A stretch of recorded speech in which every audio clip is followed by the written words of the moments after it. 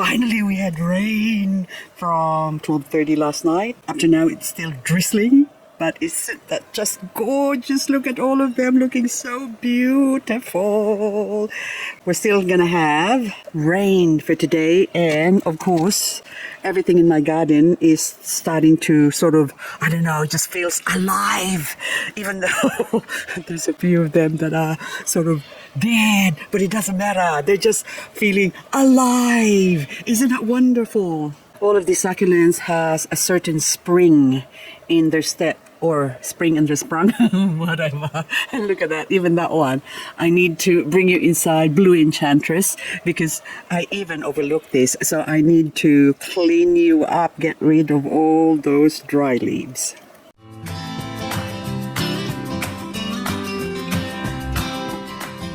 Little baby, how cute are those little babies? Look at that. This is my Kalanchoe Fitchenkoi that has been neglected. So I haven't watered this for like, I think 6 months. I planted it a long time ago. Can't remember when, but it was almost dying. So I thought I'd just break them off and stick them in there, and then now they have grown. But after that, I forgot to water it. Or I haven't watered it since, and now look at the state of this poor thing. So you can see that it's all really dry. So now I've got them soaking in here. I'm gonna give them lots and lots of water, but first I gotta clean it up. This is how much dry leaves there is in just this one pot. Every leaf here represents moisture that has provided this plant to continue living. Otherwise, this plant would have died without all these dry leaves. But that also shows you how much leaves could have been there if it was watered and not neglected like I did here. And these babies here that are growing on the tips, this one now, they will drop, and they need somewhere to drop, somewhere wet and moist. And if it's kept dry, then of course they are going to die. That's why these poor things are just hanging on, waiting for supposedly the rain, but rain ain't coming, so we are going to give it some watering. It is now the second week of February, and a lot of the succulents are coloring up like this. Propagating Purple Delight.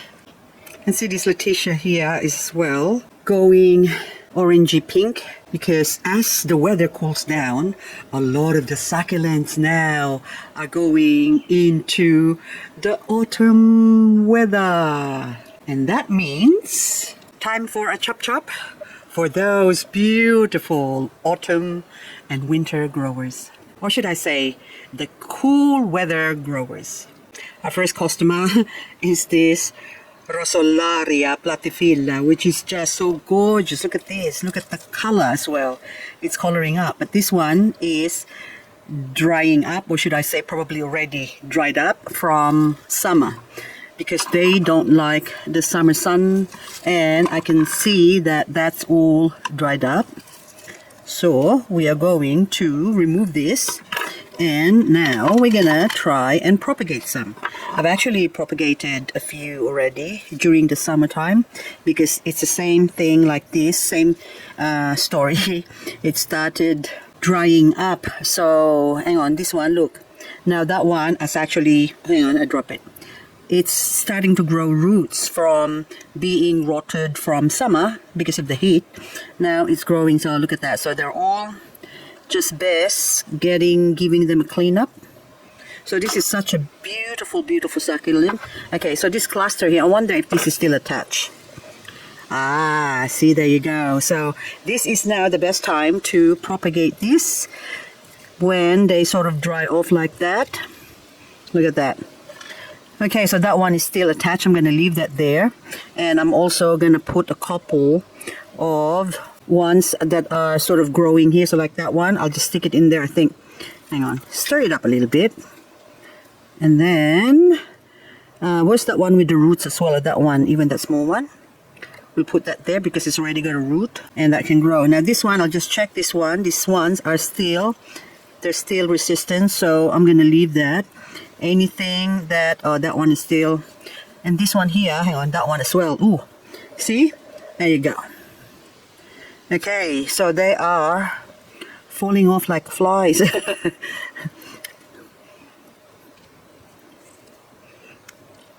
Okay, I'm gonna move you here, and of course this big one here, I'm gonna clean it up and remove the dry leaves at the back. Underneath that you can see some roots, okay, to indicate that this plant is now ready to be placed in its own little pot. So it's now nice and clean. So, and here's the pot I prepared earlier, so I'm just gonna plonk this in here. Hang on, tickle it a little bit in the center, and then put that there and let the roots crawl into the soil. And of course I'm going to put a couple of stick so that it doesn't fall off, okay, because it's like girl on a swing, swing high. This cotyledon is looking so beautiful, and I think this is the most beautiful it has looked. And so now I am going to unbeautiful it. I'll just take it out of here first. Look how beautiful this is. Ah, gorgeous. Look at that. Just gorgeous. Absolutely beautiful. But now I have to examine it. And then I am going to do something drastic. This is one of my most expensive plants. So I paid good money for this plant a few years ago. And it was only a couple, I think about 3 sort of heads when I got it. And that was like 320 or 360, can't remember exactly now. So anywho, I've so far taken 1 cutting of this, and I actually put it in here. So it's that one there. So that was last year I've done that. Or actually, was it springtime? I took that off because I just felt like it, and then now it is growing, so that's definitely gonna stay there. But this one now at the back, I can see that there's new growth coming out of it as well. See those ones there? So that one, and even up the top there, little baby bumps that are coming out. So now I need to harvest some of this so that way I can have more plants. Now just let me see first. Oh, look, I broke a leaf. Okay, now this leaf, you'd say, oh, you can grow it. They seem to never, ever grew from a leaf like this. It has to be cuttings. So anyway, that's why that one, I can leave it there, and well, just for experimentation, just to show you later on sometime that that leaf will never ever grow. But underneath that, you can see one there that's about to grow a pup. So from this one now, I could easily cut that and open it up, and of course exposing this one at the back here, and that would give it a chance to grow really nice. So which means I am going to unbeautiful it. So I have to take this one as well. So minimum at least 4 leaves. So if the plant has less than 4 leaves, like say this one here, so it's only 1, 2, 3. If I chop that off, even though there's a new one growing in here, chances are that is eventually gonna die, because they take at least 4 weeks to get established or settle down, and then they start growing roots, and basically that would take another 4 more weeks. So it takes about 2 months for this plant to actually grow roots to feed itself. For the meantime, it will be feeding from the leaves that's left behind. So that's why it has to be a minimum of 4 leaves, so nothing less. If you have 3 leaves, leave it, you know, but because it's just gonna die, it's just gonna be a waste. So now this one here up the top, I would really like to chop that off, but I think I'm better off taking something that's on top here, this one here. But again, it looks so pretty that it might just die as well, because it's not guaranteed that this is going to grow. But anywho, I am a risk taker, so I'm going to take risk. So first of all, this one that's sticking out at the back here, oh, that is so beautiful. Oh my goodness, what am I doing? Okay, I will chop that off. That's the first one. Okay, get it done and over with, because that's got a 1, 2, 3, 4, 5, 6, 7 leaves. So that will survive the cut without it being attached to the mother plant. So I'm gonna go down here. Okay, chunk. So there's one baby. Okay, So we leave that there, and then another one. So this one here as well, there's a few little bumps that's growing there. So I could actually afford to, I need to sacrifice that. I think I might leave that first. I'll take this one down in the bottom first, because this one has got a few leaves and nice, healthy, mature knuckles, I call it, nodes. And look, there's another baby. Oh my goodness, I didn't even see that. See, there's another bump there that would be growing, but doesn't matter. I already cut off, so there's no going back. So now at least I've got two now. It's very delicate. So I just hope that that little bump there will continue to grow. There's actually two bumps, or 1, 2, 3. But anyway, so we'll see with this one how it goes. But then now, how does she look? I don't really want to leave her looking like a destitute. So this one, I don't want to take this off because there's a cluster in here. Or do I? I think I'm going to wing it. I'm going to take this off as well. Okay. Be brave. There you go. So that way, that will give space for this one to grow here. So, but that is just so gorgeous. Oh my goodness. I remember there was a time where in one of these like this is like $120. Or 150 actually, when I first, this is now maybe 6 years ago, so that's the price, ongoing price at the time. And one lady, she was the one who's actually selling this, and she said, oh, I can't sell you what I've got yet because it hasn't grown. So she took some cuttings and she doesn't want to sell it, so she said they will take about 2 months before they actually grow roots, and they had to stabilize, and then before she could actually sell that. And by the time that happened, that she was ready to sell it, she was selling it for like $200, and then I thought, no, I'll pass. So but anyway, so that's, now I got 3. Oh my goodness, that still looks so beautiful. I'm so afraid now to continue. Should I just leave it?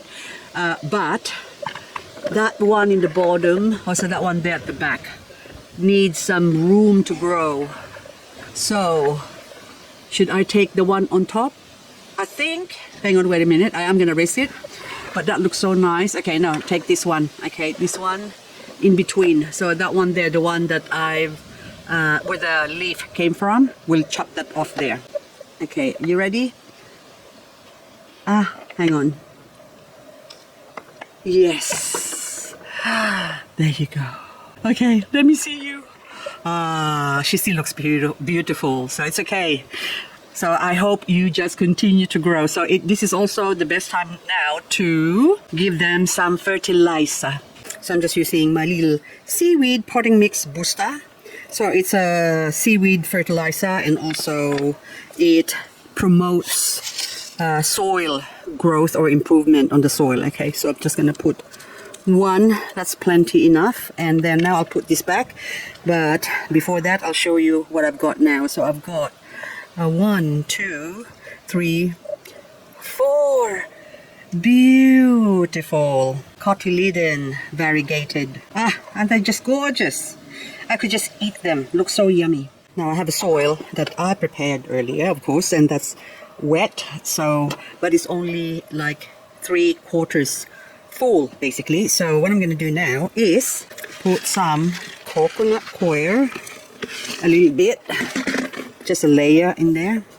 This is with vermiculite because the coconut core is sort of dry, and then cotyledon actually has like shallow roots. So hang on, this lid is falling apart, so I'm just going to put a little bit of my fertilizer come soil improver layer there, and then I'm going to put a layer of akadama. You can also use small pebbles or granite. Decomposed granite would be good. This is just sort of a barrier for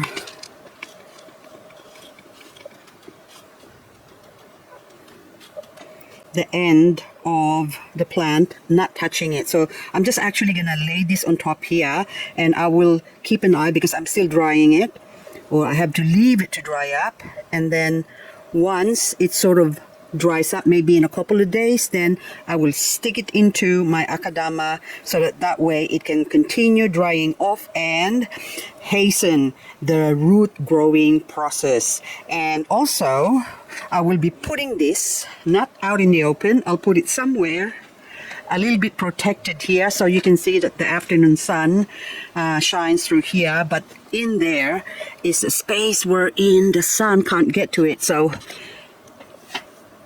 I'm just gonna leave that there for a while to grow.